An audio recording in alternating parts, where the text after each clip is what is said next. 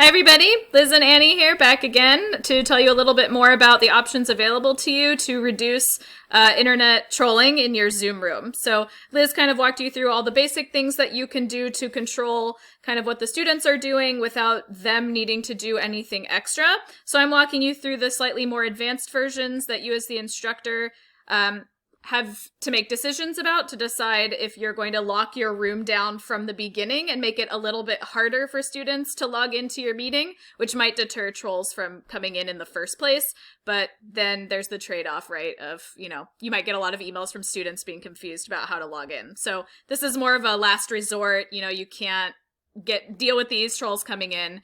What can I do to kind of minimize them from the beginning? So I'm on my Zoom page, the web page where I go to schedule a meeting. So I actually am on all the options for setting up my class. So as I've shown you before in other videos, you can put your meeting title and description, do the when and the where and all of that good stuff. But the first important thing here is this registration option. You can check required for registration. Which means that people have to actually sign up to attend your course meetings. Important things to note about this, if you choose to do this, is that if you require registration, your meeting ID will switch to generate automatically, and it will not use your personal meeting ID. Like, that is not allowed with registration required for some reason through Zoom.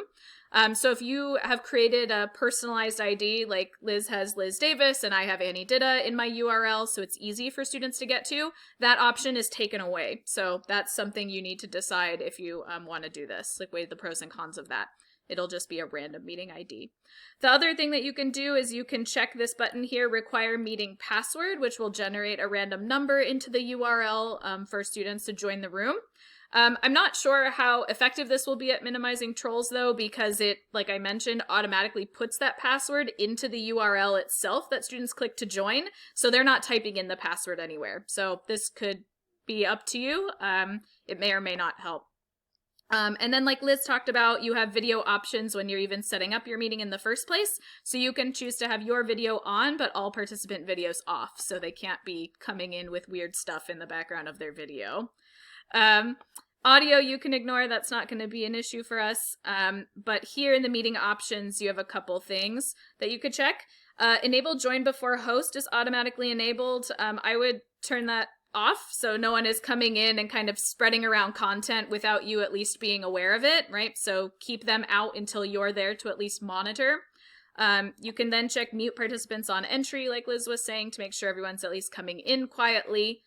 There is this waiting room option that you could enable. That basically means that students will come into a room, like a purgatory sort of room, where they have to actually get your approval to join the class Zoom room, which might work if you have a very small class and you know everyone's name.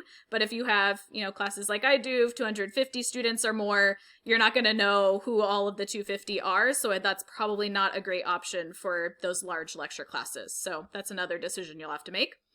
Another thing you can choose is this button here. Only authenticated users can join.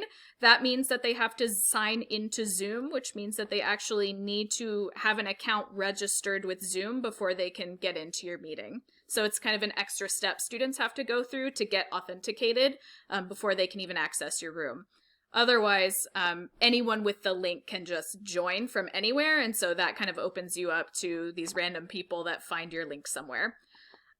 We can skip the breakout room thing for now, and we can skip recording the meeting. We've covered that in other videos. The last thing here is the alternative hosts. This is where you can enter the email addresses of your TAs so that they can be hosts and have all of those powers that Liz was showing you in the previous video to lock down students that may be disruptive if you can't see it, right? While you're sharing your lecture slides or something, it'll be harder for you to monitor. So that was just a couple of options for you, kind of, again, a second step if the stuff in the previous video just isn't cutting it for you. So that's it for now. We'll be back with more videos soon. Bye.